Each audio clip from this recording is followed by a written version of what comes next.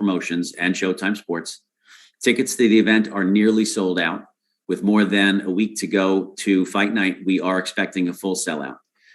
The co-main event features 7-time world champion Amanda Serrano taking on Miriam Gutierrez in a 10-round lightweight bout. And one of the NFL's leading rushers all time, Frank Gore, is going to face 3-time NBA All-Star Darren Williams. Both men are making their professional boxing debut. And like you heard earlier this week about the special $500,000 bonus in the contract for Tyron Woodley to knock out Jake Paul, both Darren Williams and Frank Gore have KO bonuses built into their contracts. So we're adding a little bit more intrigue to a fight between these two world-class athletes making their boxing debut. To open the pay-per-view will be Liam Paro and Yomar Alamo in a junior lightweight bout. Plus, there are 3 additional non-pay-per-view bouts on the card, including Anthony Taylor versus Chris Avila. Jay Leon Love and Giovanni Estella will also fight in separate bouts on that non-pay-per-view undercards. Okay, so let's get to Mr. Woodley. For the press, you know the drill. Please use the raise hand function, and I will call on you to unmute, and you can go ahead and ask your question. I'm going to start with you, Tyron, if I may. Where were you when you got the call about this opportunity, and what were you up to at the time? Were you training? Were you working on another project? What was happening at the time you got the call? When I got the call, I was actually randomly on break, and usually when I'm on set filming, my phone is on silent because obviously I don't want my phone ringing while somebody's rolling the camera. So it was almost perfect timing and alignment when I got the call, so I answered the phone.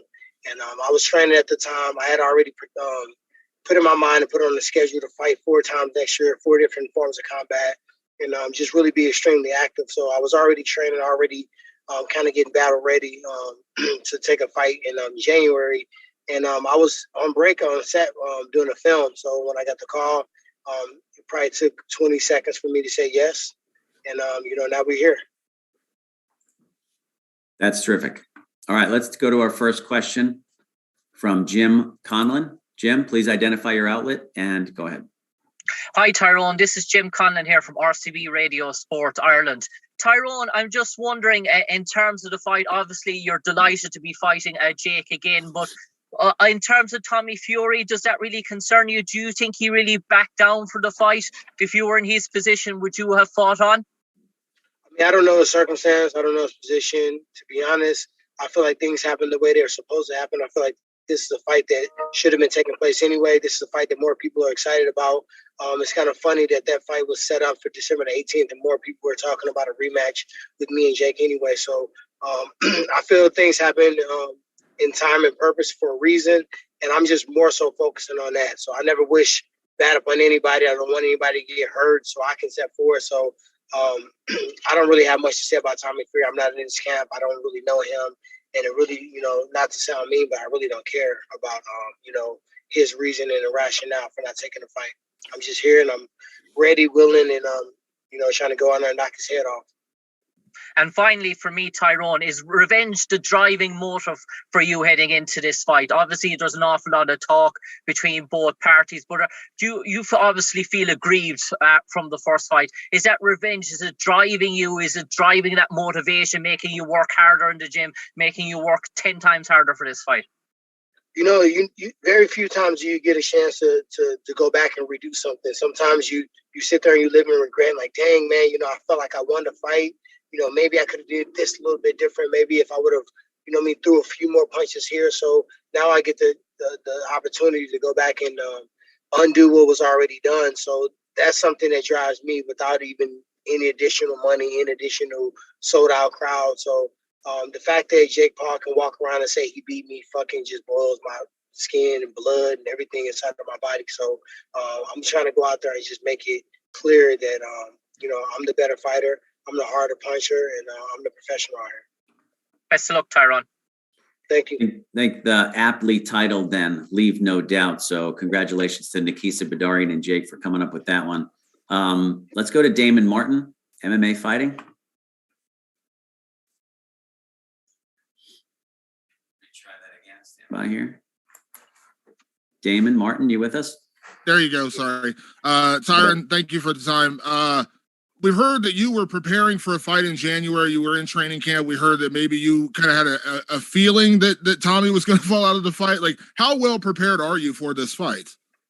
You know, I'm gonna look like the better conditioner fighter. I promise you that. When you watch this fight, it won't look like I stepped in on last minute notice. It won't look like he was a person that was prepared and in shape, and I just jumped in for a bag and jumped in the second car. It's gonna look like I'm gonna be in better shape, just like it was the first time. I was the one that was walking him down. I was the one that was really putting him against the ropes. He was the one that was huffing and puffing. So when people start talking about youth and things of that nature, I think this is going to be the same thing. For me, I didn't have a lot of footage to break down on Jake. I didn't have a lot of sparring sessions. I didn't have a lot of fights. Most of his fights ended fairly quickly. So now I actually been in there with him. I felt his power. I felt the things that, he did well, and also felt the things that I did to him that he didn't like so much. So now I got 8 rounds to break down, make adjustments.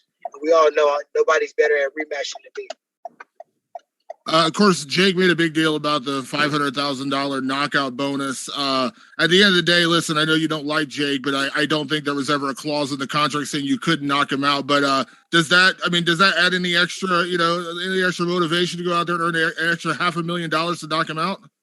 I mean, at the end of the day, you put a bag on your own head. Shit, I'm completely all about taking that free money. So I had plans on doing that anyway. If you want to entice me a little bit more, offer a kid from Ferguson another half a bag to go out there and do what he wanted to do anyway. So yeah, it does put motivation. When people say that I'm not motivated by placebo on that one too. For car seat. Yeah.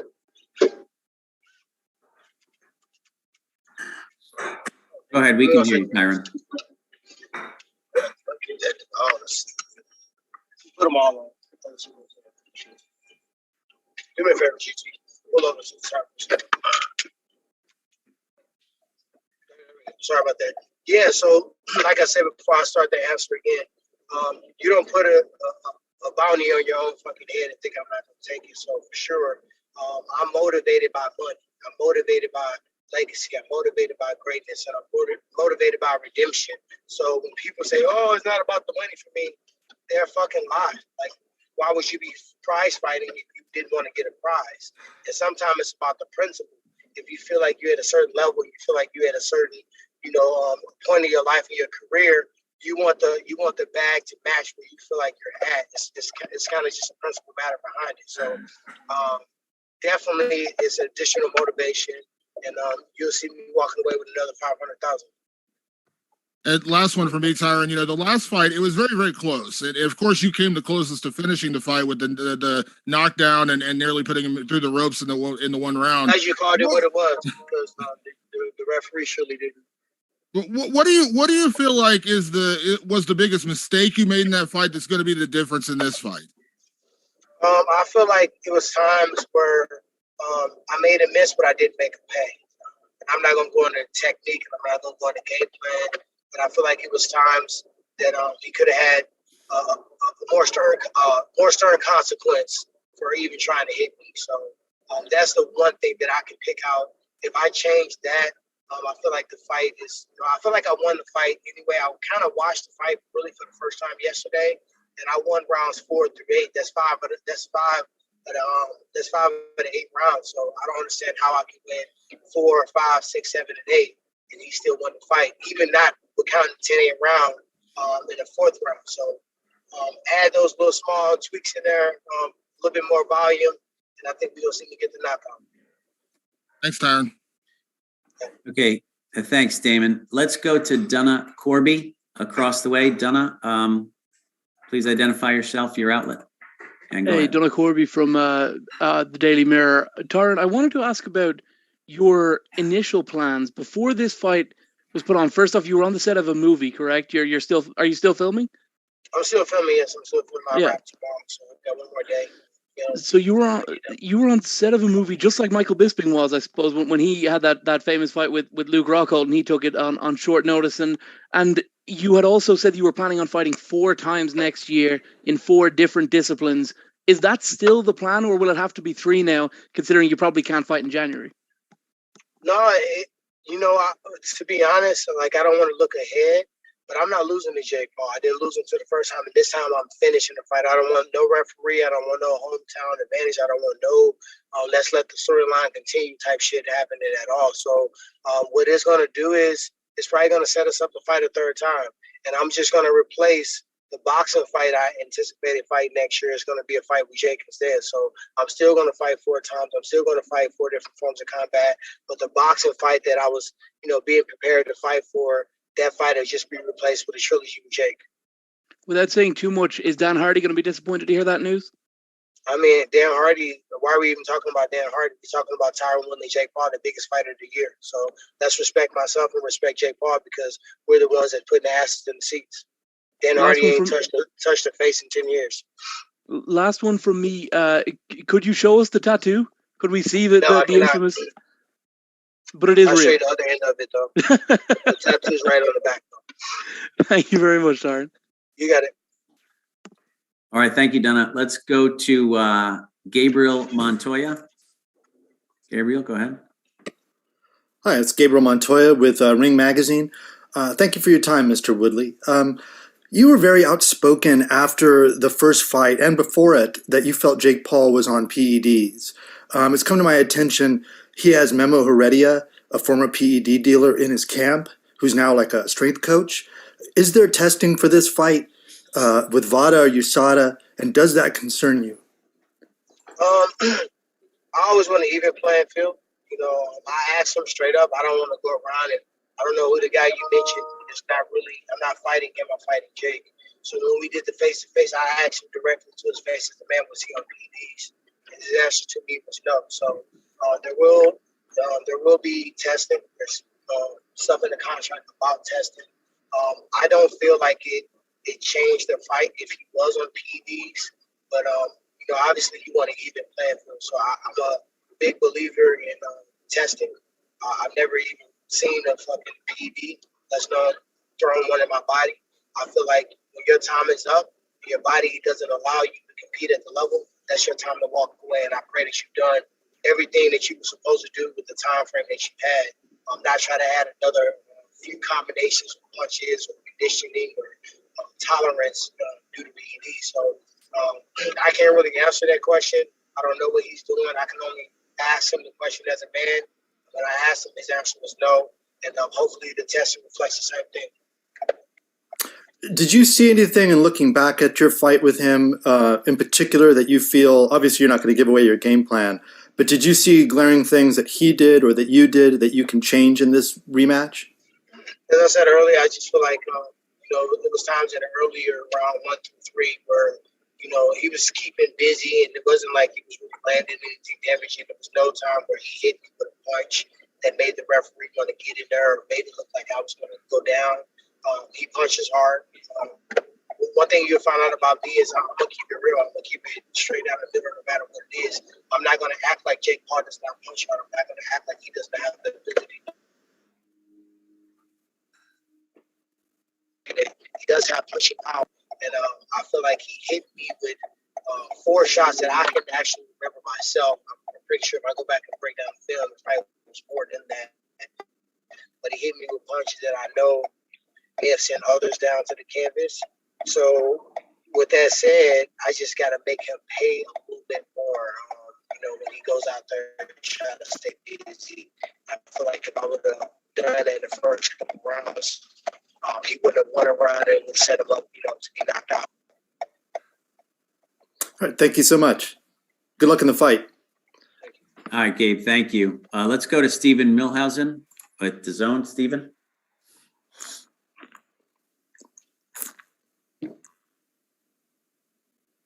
Stephen Milhausen, you're live with the press. Just watch. Oh. Hi, Tyron. You had said that you had watched the video of the fight yesterday. Why didn't you watch it until what was the reasoning behind that? Stephen, you are a little... Stephen, can you talk just a little bit louder, my man? Yeah, you were a little bit low there, Stephen. Go ahead. Yeah, can you hear me now, Tyron? I can listen closely. Sorry about that, guys. what was the reasoning behind just watching the first fight yesterday? I mean, this fight wasn't announced 7 weeks ago.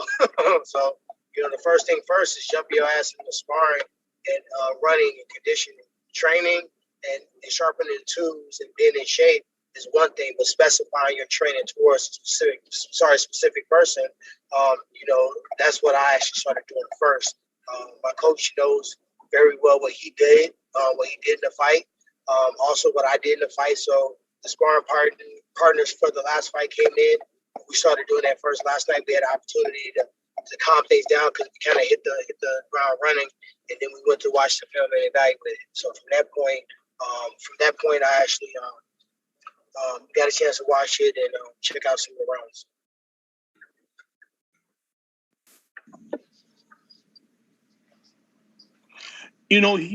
He was very complimentary to you the other day about the fact that you did take the fight. And do you have any newfound respect for him? The fact that he could have said no, he could have dropped out of the fight. So is there any respect there in the fact that he's also taking this fight on short notice with you? I mean, I never really said anything that wasn't true. Everything that I said I was going to do in the last fight, I did. He got hit with culture. He got hit with a shitload of punches. He was the one that was backing up, and I was the one that was walking him down. Jay got a screw loose. We all know that.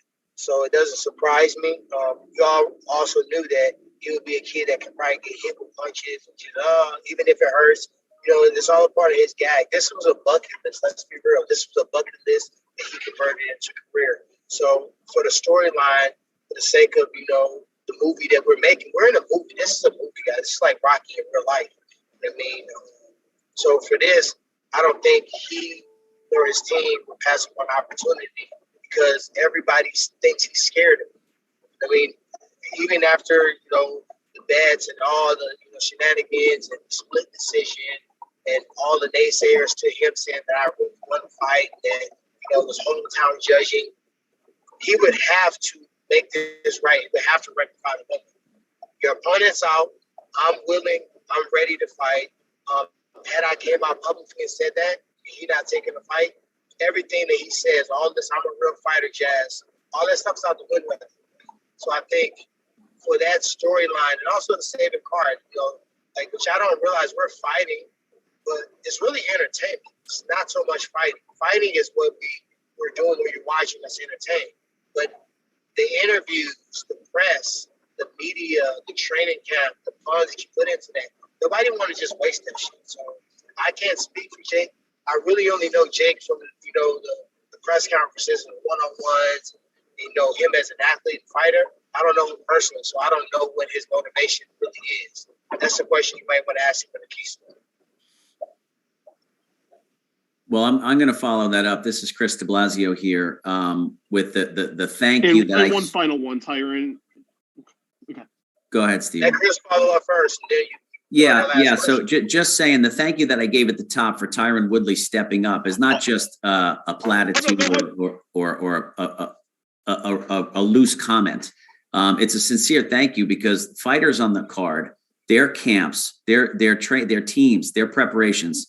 A lot has gone into that for the undercard. And those guys are all coming to fight and make their mark on an important show. And without Tyron Woodley stepping up at late notice, the potential for all that to go away was high. So that's a legit thank you. Go ahead, Steven. Last one.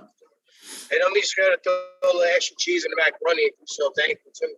So holla at Showtime on that, too. Chris. Go ahead, Steve. No, definitely, and thank you, Chris.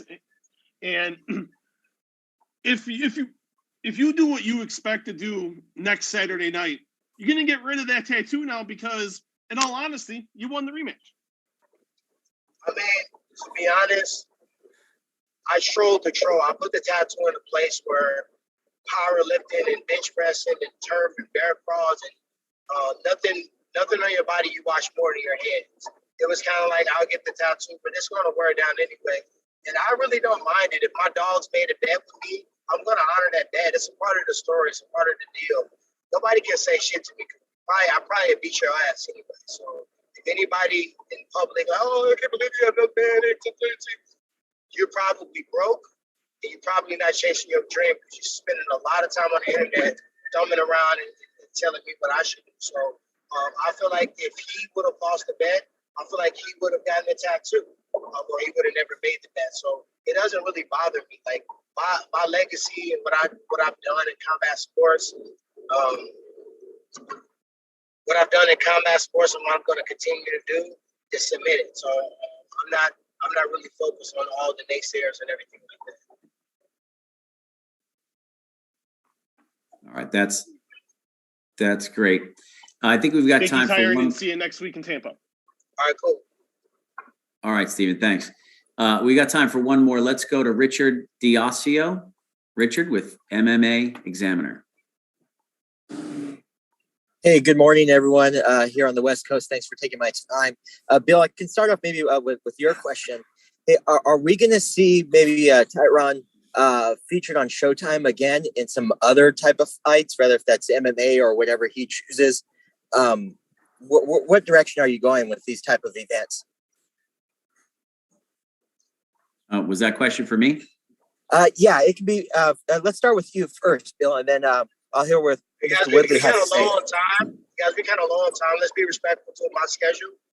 This is a conference for questions to me, so ask me the questions you want to ask me, and if you want to ask Chris, you can ask him that when I hop off. Yeah, fair enough. So, Tyron, let me start with you then. One final question, and then we'll cut you loose here if this is the last one. Your prediction on this. How does it end, and when does it end? My prediction is a knockout. You know what I mean? When that happens depends on him. Because how much damage he can take, how much violence he can endure, and the openings. I'm not gonna just sit here and say I'm gonna knock him out in the first round. You know what I mean? I'm not gonna give away my game plan, but it's really based upon what I would do if I was him. And I'm making my game plan off of that. So I don't see him just opening up and giving big openings in the first round. So I'm gonna look for him. If they're there, I'm gonna take them. But I feel like this fight's gonna end in a knockout. Okay, that's all I got. Okay, and that's just about all the time we have. Tyron, thank you again for joining. Thanks for jumping in. Looking forward to a terrific event on Saturday, December 18th, live from AMALIE Arena, Tampa, Florida, and live on Showtime pay-per-view. Thanks, everybody. Thank you, guys. Recording stopped.